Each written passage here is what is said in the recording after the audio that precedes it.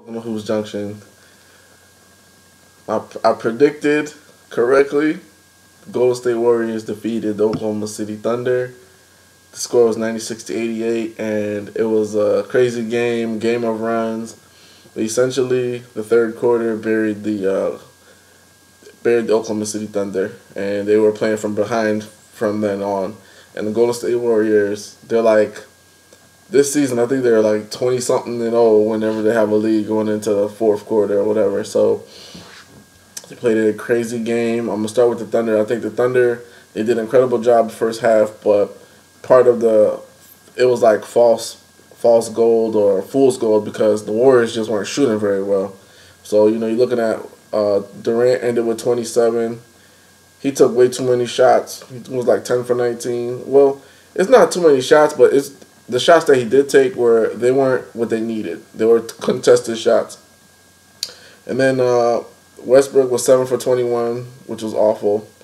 He had 19 points. He had 13 assists and 7 rebounds. He had 3 turnovers. Durant had 2 turnovers. So that being said, they needed more from everybody else, and they couldn't get it because the pressure of Game 7 it's too much. It's way too much. It's like a heavy boulder. And if your guys aren't rolling, like if Westbrook had 30 and Durant had 30, maybe the other guys would have stepped up more. But, you look at Steven Adams throughout the game, he had 9. Ibaka had 16, which is pretty good, but defensively he wasn't as dominant as he was in the first half. And then Robertson, he only had 4, and he took 11 shots. He was 2 for 11. So right then and there, OKC, it was the third quarter that killed them. They got it close. They cut it down to 4 in the fourth, but then, Ibaka fouls Curry on the three-point play, and then Durant takes ill-advised 3. And what really hurt the Oklahoma City Thunder was the play of Russell Westbrook. Russell Westbrook, the team had like a 13-point lead. He takes a crazy 3, and then they give up a 3 for Thompson. And then after that, Thompson comes back, and then they kept him close in the game, and they finished the game. Finished the half, it was 48-42. So it was like a 7 or 8 point swing just because of the decisions that Westbrook was making. And I don't mean to bang on him, bash him, because I think he played excellent NBA playoffs all throughout the series. But when they're up 3-1, if your point guard calms himself and he knows what he's doing, then you're not going to lose that. And this is a very huge letdown for Oklahoma City Thunder. The Oklahoma City Thunder were up 3-1. They're just as good, if not better than the Warriors personnel-wise, and they were unable to win 1 game out of 3. 1 game out of 3 they were unable to win. So that right there tells you everything you need to know about their poise, their cool, calm, and collectiveness. It tells you everything about how Billy Donovan, he inspired them to play great, and then once they went down, it just, let's go back to what we know. Give me the ball, get out my way. You give me the ball, get out my way. Russell Westbrook had a couple plays when he went 1-on-5, and he got blocked every single time. So, I mean, that's just not good. And, we all know that Kevin Durant most likely is out of there. He's most likely out of there, and he wants to win a ring bad. So I only can see him. I can see him. I don't know where he's going to go. He might go to Golden State. He might go to San Antonio. You never know with these players. He might go. He's not going to go to the East because LeBron runs the East, and I don't think he has enough firepower to compete. So that's that. But it was an excellent season for them. But this, losing a 3-1 series lead, and your point guard was supposed to be MVP just like Stephen Curry, yada, yada, yada, this sets your franchise back.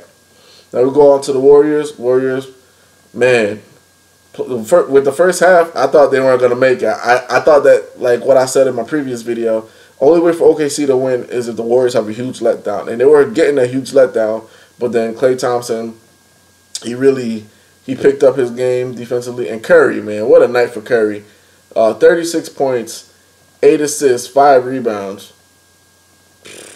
And then you got Klay Thompson, 21 points, which wasn't, it's good. He was 6 for 11, so that's pretty good. And, man, I'm telling you, man, 6 for 11 from 3. Those two carried the team and led them on a run because Draymond Green was awful. He's been awful all series, from the kick to the nuts, from the kick to Roberson's face. He's been awful all series. So them winning the series with Draymond Green playing awful is amazing. And then Iguodala had 7 points, but his defense on Kevin Durant was stellar. I mean, there were a couple plays where Kevin Durant was, getting back, even when he got down to 4, and he still stood the course, still just contested, didn't foul, which was huge. Especially there was a 3-pointer that Kevin Durant was going to come down and try to cut it down to 4, and he didn't foul. And, if they were in Oklahoma City, you never know, the whistle might have blown. But, I mean, they got little contributions here and there from a little bit from everybody. Barbosa had 2, Livingston 5, Spades 3. And Spades really messed up the game because if he makes all his layups, they're up by 50. They win this game going away, 15, 16 points. Same thing with Draymond Green. Harrison Barnes had 5, and Varejao had 2. And Varejao was that energy. He got a charge on Westbrook. He livened up the crowd with his energy. And the little crossover, little dipsy doodle move, that was pretty nice. I really respected that. So, that being said, now the Warriors come back from 3-1. It looks like they're a team of destiny. I'm not going to tell you who I think is going to win the NBA Finals just yet. I'm just going to see and respect this team. You got to put some respect on the Warriors' name, man. 73-9. They were down 3-1, came back and won. Stephen Curry missed almost 2 weeks of basketball, if not more than that. He missed 2 weeks of basketball, closed out Portland. Then after that, you beat the Thunder coming back.